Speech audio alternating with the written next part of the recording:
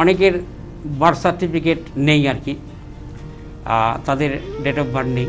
তা birth certificate না থাকলেও সূক্ষ্মভাবে আমরা পাওয়ার ম্যাগনিফাই ক্যামেরার মাধ্যমে, তা আমাদের শোরুমে হস্তরেখার বিচার করার পাওয়ার ম্যাগনিফাই যেটা বলা হয়ে থাকে, লেন্স সহকারে আমরা জুম করে সেই হস্তরেখার থেকে সেটা রবিকে বিচার করে থাকি।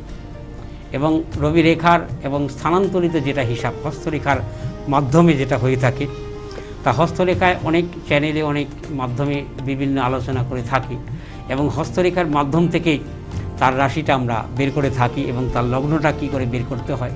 কারণ অনেকে আমাদের আমলেই ডেট অফ বার্থ যেটা ছিল না সেটা আমাদের খুব কষ্ট করে বের করতে হয়েছে, কারণ আমরা যে অনেকগুলো ভাই বোন হয়ে থাকি, আমাদের যে আমলগুলো থাকে তা সেই ক্ষেত্রে এত ডেট অফ বার্থ মনে রাখা অসম্ভব হয়ে থাকে।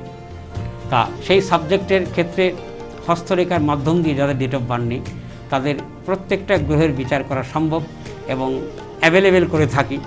মানে আমাদের কাছে যদি সপ্তাহে 100 জন ব্যক্তি এসে থাকে প্রত্যেক সপ্তাহে, তা তার মধ্যে 60% ম্যান অর্থাৎ 60 জন লোকই তাদের ডেট অফ বার্থ নেই, তাদের হস্তরেখা বিচারের মাধ্যমে বিচারটা করা হয়ে থাকে। এবং হস্তরেখা বিচার থেকে বিভিন্ন মানুষের টোনা জাদু করে থাকে, টোটকা বানমারা বিদ্যা করে থাকে। তা সেইখান থেকেই কবে কি করেছে বা কবে তার ক্ষতি করেছে এবং কবে তার কী দশা আসতে পারে বা এসেছে বা ব্যাক ফ্লাসে তার গিয়েছে, সেইখান থেকে বিচার করে বের করে থাকি।